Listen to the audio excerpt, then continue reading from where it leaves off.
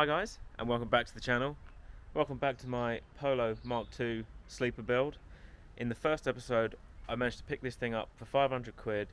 It's a Mark II Polo Breadvan because of the back of it, and it has a twin cam 1.4 litre engine swapped into the front of it from a later Polo, and it didn't run when I picked it up. It took a lot of fiddling with all the electronics to get it to run, but once I did get it running, it was an absolute huge rattle coming from the engine. I got pretty far with the sort of strip down of the engine. Just literally got to remove the cams, clean out all the buckets, the lifters. I've seen someone do it on the internet and I don't know if it's a good idea or not, but we're going to try it on this. But the engine's really dirty and it needs a good clean. Everything needs cleaned, put back together, and hopefully, fingers crossed, we can stop that rattle. If it stops rattling, then we're going to go all out and we're going to sort out all the electronics, take this thing for an MOT, sort out everything else that's going on with the car, and this should be a quick little car at the end of the day. But yeah, let's get to stripping this engine to pieces and cleaning it all up.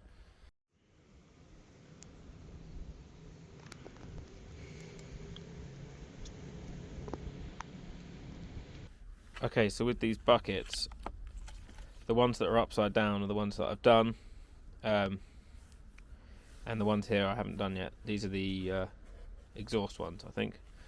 So what I've been doing here, these ones actually look quite clean in here, but so what I'm doing here is I've got just a bit of like paper, or thick bit of, this is just sandpaper, but you could use any card I guess, solid chunk of metal, and you put it on here and hold it like that with your finger, and then in the middle, and then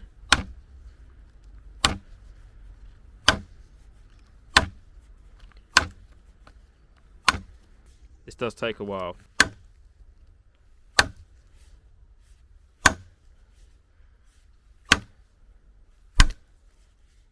Here you go, look, it's coming out now. There you go. Hit it hard enough, the middle of this comes out, and then that I'm going to put in here with a load of brake cleaner, and fill this up with brake cleaner, blow them out with the air line, and then refill them with fresh oil, clip them back together, and then they should end up looking like these ones in the back here.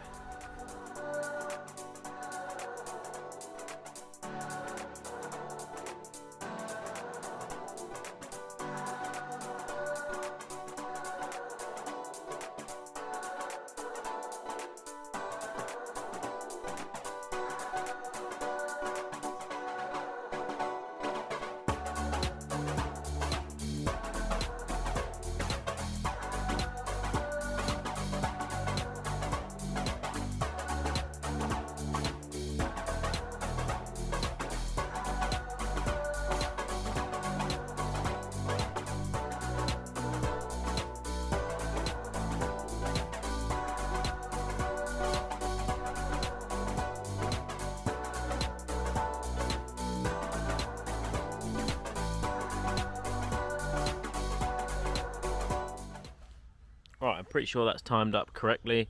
I've done a few rotations by hand, but those dots there, those dots there are lined up in a straight line, a parallel. The tip X mark's not quite in the right place, but the actual metal dots are lined up. And then down here, if you'll be able to see, the tooth there lines up nicely with the other tooth, with the marks there. Pretty sure that's right. Tensioner's maybe a little bit tight, but I think that looks good. Yeah, done a couple of rotations by hand, no valves hitting each other, so I assume we're pretty much there. Put the rocker cover back on. Kind of want to just run a little bit of oil across each cam before I start, just a cap full of oil just across each cam. I just don't want to get any oil down these spark plug holes. Got to sort out the distributor, that needs bolted back in the right place, and then we can see how rattly this thing's going to be, because I think it's going to rattle like hell. Yeah, dump this oil out, put some fresh oil in, new filter, put it all back together and see if it still works.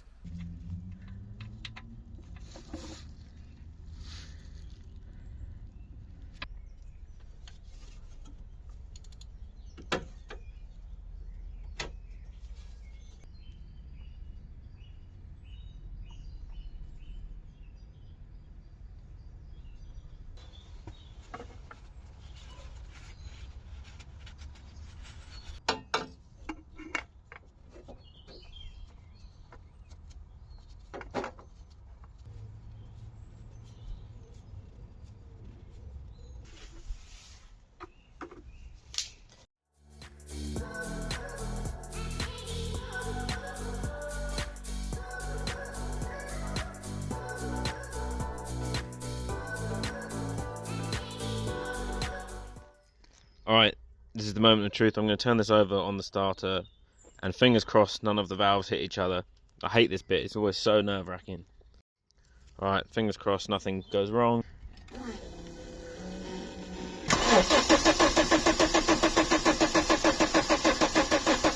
Right, doesn't sound like any valves hit each other, so I think it's timed up correctly. Alright, I'm going to plug the distributor back in.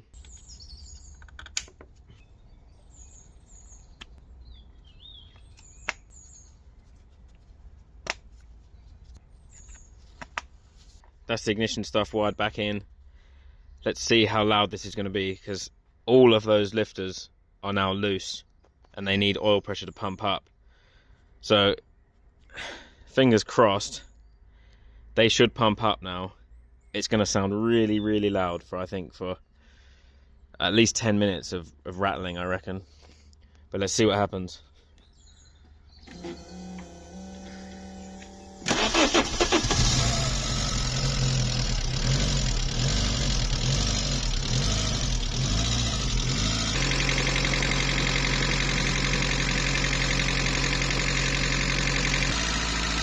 Right, I'm going to let that run for a minute and see what happens.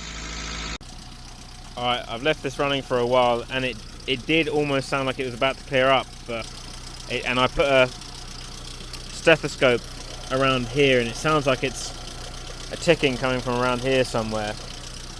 It just will not go away. I don't know if it's a bucket or if it's an actual valve stem seal itself, but it's very loud. Apart from that, it seems to be running okay.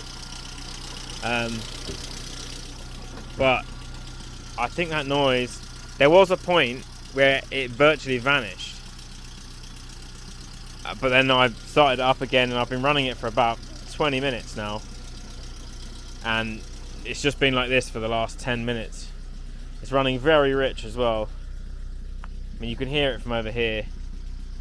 You'd think that's a diesel by the sounds of it, but it does not sound happy. Temperature gauge is now working. We're about halfway at the moment. I don't know if the fan kicks in. The fan hasn't kicked in yet.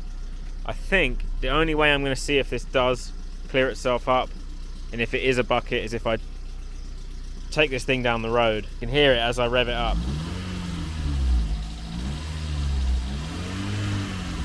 I haven't even seen if the clutch works actually. Let's test that. Let me see what happens if you Alright, so I managed to select a gear. First, second, third, fourth, and I should have fifth in this, shouldn't I? No? So has this got the actual original Polo gearbox in it? Oh. There's no fifth gear. Still, okay. Alright. Oh. We moved. Look. Oh, I managed to stall it.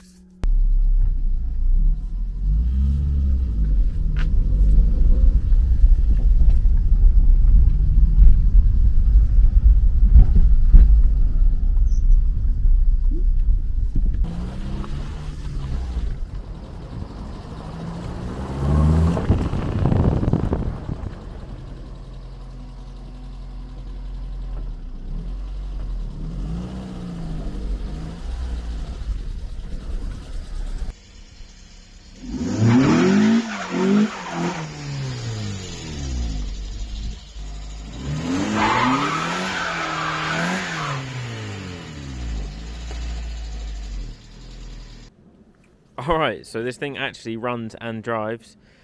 I cannot get rid of that ticking noise. I don't know what it is. It really sounds like it's something on the top end.